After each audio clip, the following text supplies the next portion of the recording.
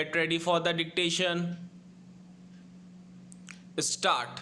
Agreements with China on disengagement at LAC have lost meaning in the brutal clashes, with the deaths of at least 20 Indian soldiers and reports of Chinese soldier casualties in clashes at the Golan Valley in Ladakh.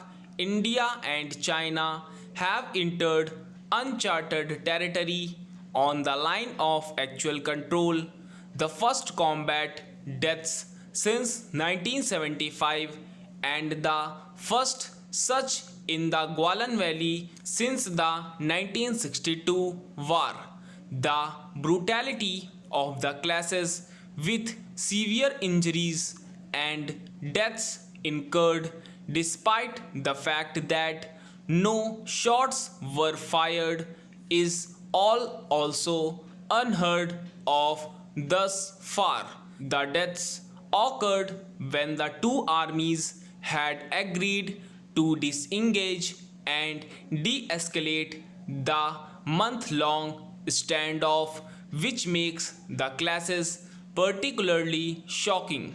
China has now claimed sovereignty over the entire Golan Valley, indicating that it is unlikely to pull back from this crucial and hitherto non-contentious area unless it is forced to.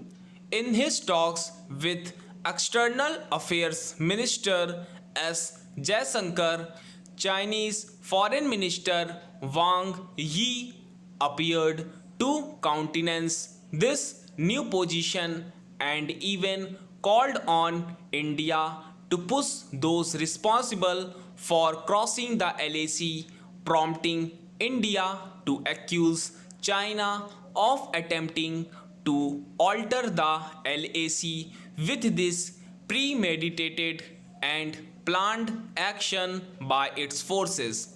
Meanwhile, reports that Chinese troops continue to be well entrenched in the Fingers area or the ridge around Pangong show that India has always patrolled and remained inside the LAC at Nathula Pass are worrying indicators of a hardening Chinese position. While Prime Minister Modi's strong statement on Wednesday of a befitting reply and of the sacrifices of the soldiers that would not go in vain is a much needed expression of the national sentiment. Simply extracting revenge does not appear to be the answer to the altered situation across the LAC.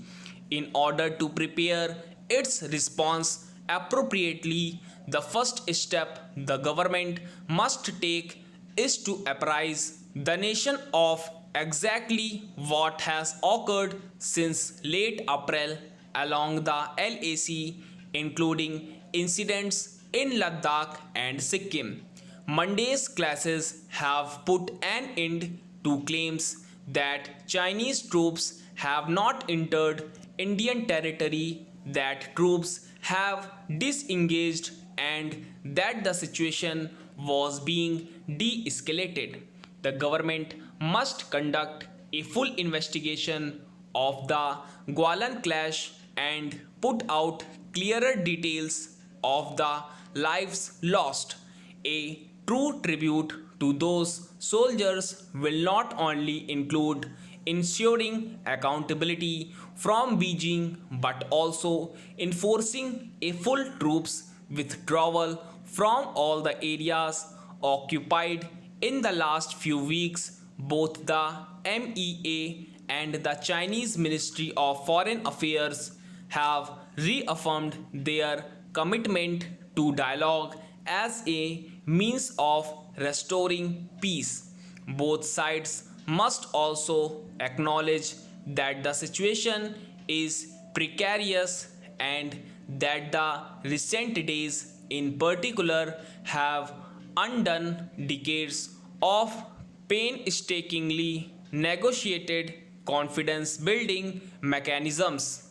Without a full restoration of the status quo ante, representations for the casualties as well as some honest commitment to abide fully by any agreement talks with Beijing at this point might not mean more than empty words. Stop.